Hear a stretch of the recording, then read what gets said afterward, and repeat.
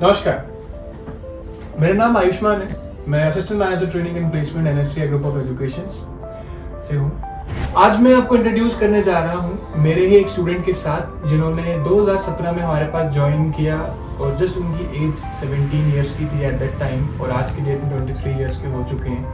और इन्होंने अपना करियर जो है वो फॉरेन में सेट किया, कनाडा में अपना करियर बनाया और वहाँ से आने के बाद अपने पेरेंट्स को एक बहुत ही प्यारी लग्जरी गाड़ी गिफ्ट करी, एक कार गिफ्ट करी और उनके पेरेंट्स का जो रिएक्शन था वो देखने लायक था। उन्होंने ऑब्वियसली मतलब सोशल मीडिया पे पोस्ट किया था, तो हम लोगों ने उनको देखा, हमारा दिल बहुत खुश हुआ। तो मैं प्राउडली आप सबके साथ मिस्टर अनमोल को मिलाना चाहता हूँ, जो कि हमारे ही एनएफसीआई मकसूदा के स्टूडेंट रह चुके हैं 2017-18 बैच के। तो कैसे हैं अनमोल सर आप? बढ़िया सर, आप बताइए। All good. अनमोल जी, मैं थोड़ा सा आपके बारे में जानना चाहूँगा, बेसिक इन्फॉर्मेशन जानना चाहूँगा, कैसे आपने अपनी जर्नी शुरू की एनएफसीआई के साथ और कैसे एनएफसीआई ने आपकी हेल्प करी। सो मैं +1 स्टैंडर्ड में स्टडी कर रहा था एंड मेरा पैशन था कि मैं होटल इंडस्ट्री में जाऊँ। सो मैंने बहुत सर्च किया ऑन द इंटरनेट, मैंने इंस्टीट्यूट्स पे सर्च किया कि कौन सा बेस्ट इंस्टीट्यूट है। So at that time I got a name of NFCI. So उसके बाद मैंने Model Town branch and Maqsooda branch में मैंने काउंसलिंग की। उसके बाद में मुझे मकसूदा ब्रांच अच्छी लगी because that was near to my school. So 2017 में मैंने ज्वाइनिंग की वहाँ पे 1 ईयर फूड प्रोडक्शन कोर्स में विद AHLEA अमेरिकन सर्टिफिकेशन। जब आपने आली का कोर्स चूज किया, आपने देखा कि काफ़ी कुछ सीखने को मिलेगा, तो उस टाइम पे मैं जानना चाहूँगा आपका सबसे फेवरेट कुजीन कौन सा रहा था जब आपने एनएफसीआई को ज्वाइन किया था, या आपको थोड़ा बहुत मतलब किचन के बारे में कोई नॉलेज या इन्फॉर्मेशन थी? सो एट दैट टाइम मुझे ज़्यादा नॉलेज नहीं थी, जो हम इंटरनेट से पढ़ता था उतनी नॉलेज थी, बट मुझे प्रैक्टिकल की नॉलेज बिल्कुल भी नहीं थी। सो मुझे एक शौक़ था कि मैं तंदूर का काम सीखूं। सो बिकॉज वहाँ पे उसकी वैल्यू भी अच्छी है इन अब्रॉड, बिकॉज वो वर्क हार्ड है। सो कोई उसको परस्यू करता है फॉरेन में। So that's why I choose that line. Tandoor में कोई एक ऐसा डिश, एक ऐसा फूड जो आप सबसे पसंद हो, जो आप इजीली बना सको? So because I am a vegetarian, so मुझे चाप पसंद है सबसे ज़्यादा। आज की डेट में जो हमारे यंग बडिंग शेफ है, जो हमारे स्टूडेंट्स हैं, जो हमारे पास यहाँ पे कलर का कोर्स करते हैं, जब वो ट्रेनिंग के टाइम पे जाते हैं उनके काफ़ी सारे चैलेंजेस आते हैं। जब वो, मैं ये कहूँगा, जब वो इंडस्ट्री में जाते हैं उनके पास काफ़ी सारे चैलेंजेस आते हैं। फॉर एग्जांपल, मैं तंदूर में हाथ नहीं डाल सकता, गर्म है। क्या ऐसा कुछ सेगमेंट आपके माइंड में आया उस टाइम पे कि मतलब मेरे को ये प्रॉब्लम हो जाएगा, XYZ थिंग हो जाएगी, या आप पैशनेट थे अपने काम के लिए? बिकॉज मुझे पैशन था, सो that's why I choose this profession. So I made passion my profession. So that's the main reason कि स्टार्टिंग में दिक्कत आई, बट उसको ओवरकम किया। सो अगर पैशन हो तो आदमी सब कुछ कर सकता है, इंसान सब कुछ कर सकता है। जैसे अनमोल के पास एक पैशन था कि उन्होंने एक तंदूर का शेफ़, प्रोफेशनल शेफ़ बनना है। तो जैसे अब थोड़ा समझना चाहूँगा मैं आपसे कि जो कनाडा के अंदर आपको चैलेंजेस फेस हुए, या सबसे पहले इनिशियली मैं ये जानना चाहूँगा कि आप जब कनाडा के लिए अप्लाई कैसे कर रहे थे? क्या आपने एजेंट्स का हेल्प लिया या आप खुद से गए? सो मैंने काफ़ी एजेंट्स के साथ काउंसलिंग किया था, बट मैंने किसी के साथ भी प्रोसीड नहीं किया था। तो आपको मालूम ही है, जैसे बहुत सारा मार्केट में फ्रॉड चलता है, कुछ गुड एजेंट्स भी हैं, बट मैंने इंटरनेट पर सर्चेस किया, खुद कॉलेज चूज़ किया कि कौन सा कॉलेज बेस्ट है इस प्रोफेशन के लिए। सो मैंने उसमें से कॉनेस्टोवा कॉलेज चूज़ किया, जिसकी लैब्स एंड टीचिंग स्टाइल्स बहुत ही अच्छी थी एंड मुझे वहाँ पे जाके culinary मैनेजमेंट का सीखने को बहुत कुछ मिला। तो मैंने इंटरनेट से सर्च करके खुद ही अप्लाई किया था कॉलेज में भी, एंड खुद ही स्टडी वीज़ा के लिए अप्लाई किया था, and with in 20 days I got my visa. Okay, great. तो आपकी लाइफ में सबसे पहला मेंटर कौन है? ऑब्वियसली सबसे पहला मेंटर तो पेरेंट्स ही होते हैं, राइट। सो उसके बाद मुझे इस इंडस्ट्री के बारे में अगर मैं बात करूँ तो मेरा पहले मेंटर थे समीर सर, जो कि मकसूदा ब्रांच में थे। तो मैंने उन्हीं से स्टार्ट किया, उन्हीं ने ही मुझे इस इंडस्ट्री का मतलब बोलो ABC सिखाई। तो उसी को लेके आज तक चल रहा है।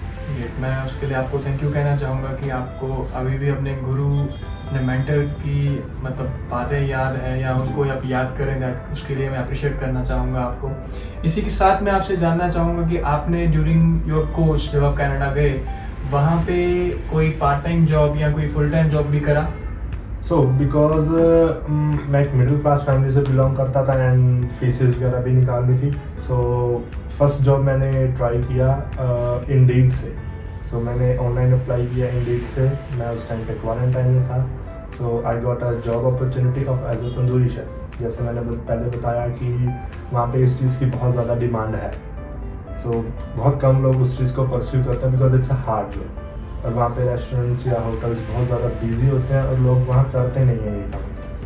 मैंने वहाँ जाके अप्लाई किया and within 2 days I got a job, जो कि एक साउथ इंडियन और north Indian fine dine restaurant था किचनर डाउनटाउन में। उसका नाम था राजा फाइन इंडियन कुजीन। मैं थोड़ा सैलरी स्ट्रक्चर के बारे में जानना चाहूँगा। मीन्स जब आप पार्ट टाइम जॉब वहाँ कर रहे थे तब उस टाइम सैलरी स्ट्रक्चर क्या हुआ करता था? एट दैट टाइम मेरा सैलरी स्ट्रक्चर जो वहाँ का बेसिक वेज था $15.25 वो ही मिलता था, क्योंकि उस टाइम पे मेरे पास एक्सपीरियंस बहुत ज़्यादा नहीं था। मैं बात करूँगा जब आपने अपना कलनरी का कोर्स ख़त्म किया उसके बाद फ्यूचर आपने क्या देख रहे थे अपने फ्यूचर के साथ? मीन्स क्या आप अब्रॉड में सेटल होना चाह रहे थे या आप अपना कुछ बिजनेस ओपन करना चाह रहे थे या आपने जॉब करना ही सोचा? मैंने तो पहले तो मैं जॉब ही कर रहा था because after graduating from culinary management वो मुझे JW Marriott में मौका मिला जॉब करने का। लाइक 4-6 months मैंने वहाँ जॉब किया।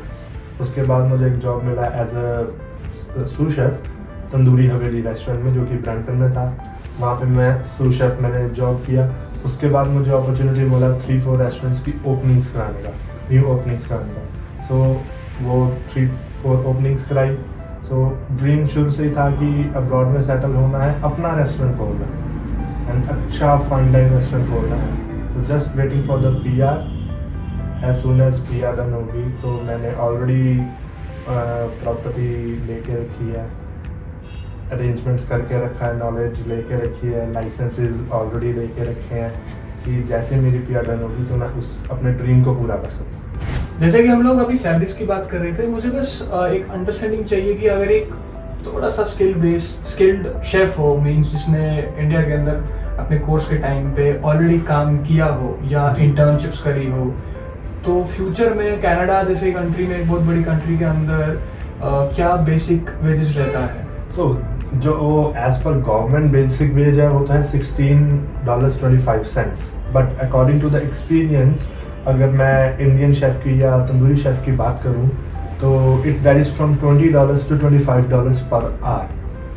एंड अगर हम किसी और कुजीन में जाते हैं लाइक चाइनीज़, वहाँ पर डे के हिसाब से भी चलता है, जो कि होता है वेरी करता है $250 to $300 पर डे। ओके, सो मतलब मैं ये समझ मुझे आ रहा है कि हम जो हमारे स्टूडेंट्स हैं या जो हमारे बडिंग शेफ हैं आज की डेट के अंदर, जो हमारे पास अभी है NFCI के अंदर, उनको कुछ पार्ट टाइम जॉब वगैरह सेगमेंट भी करना चाहिए and it is good for the skills also. Exactly, because experience is an asset, so it's a life time asset, right? अगर एक्सपीरियंस होगा वहाँ जाके आपको जॉब भी इजीली मिल जाएगी एंड अच्छी वेज भी मिल जाएगी and you can grow faster than others. Right, क्या मैसेज देना चाहते हैं हमारे बडिंग शेफ को?